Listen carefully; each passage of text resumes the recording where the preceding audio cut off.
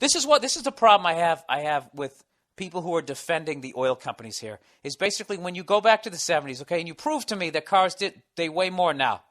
Okay? So you're right on that one. But your logic, though, is still based in that the oil companies were telling the truth in 1976, that whatever, 35 miles per gallon was the best that we could do. So you use that as a jump-off point to then prove your point now that that's why cars get the gas mileage that they get today. Is basically, I have to make the leap with you that oil companies are telling the truth. That this $350 billion industry, okay, that is on numerous occasions openly got in the way of any sort of progress. I remember here out in California, I think it was the late 90s. It might have been 20 years ago. I can't remember if it was before I moved out here the first time or right after I left. The air quality out here was so fucking horrific.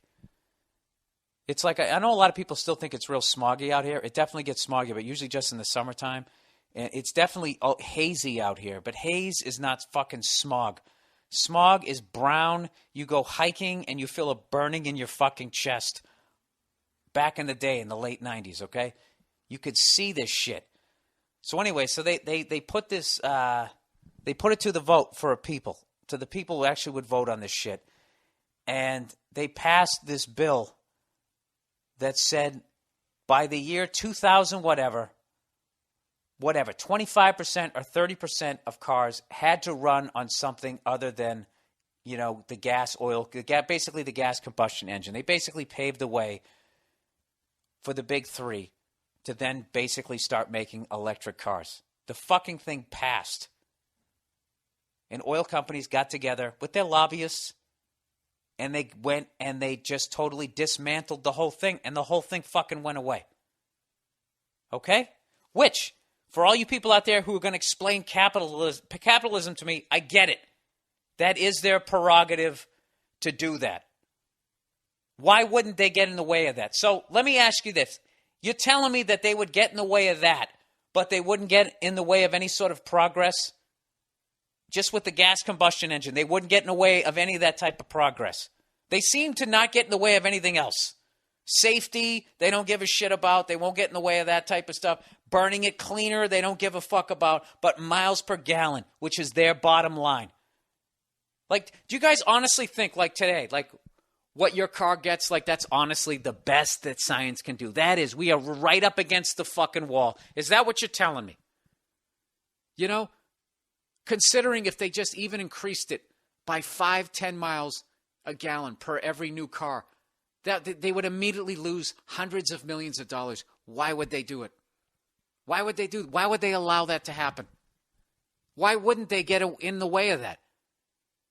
That's all I'm asking here. And you know something? For all you fucking assholes out there who call me this whack job conspiracy theorist, these are my conspiracies. Bankers are fucking evil. Oil companies lie to you. And insurance companies are pieces of shit. That's basically my three. And they have enough money to basically buy elections. That's basically it, okay?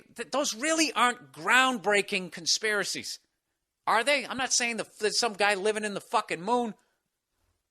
I'm not saying I saw a fucking flying saucer come out of the goddamn ocean and fucking take a piss on somebody sunbathing and then,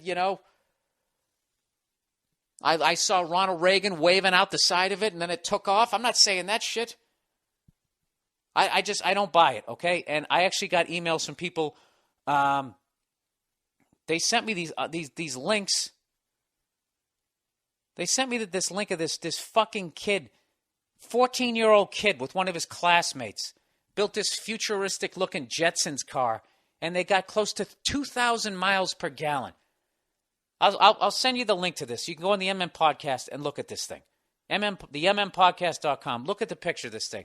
Okay? And once you're done saying, well, it's not a practical car, it's not as heavy as the other ones, it would never meet the safety standards, and yada, yada, yada, all that fucking shit. Do you honestly think that airbags, navigation systems, crumple zones, and all that You're honestly going to tell me that basically knocks off 1,900 miles per gallon? Are you really going to fucking sit there and tell me that you honestly think that they're not? Why wouldn't they get in the way of it? They have the money to get in the way of it. And not only that, they're not even part of this country in a way. They're borderless. They're worldwide. I don't know.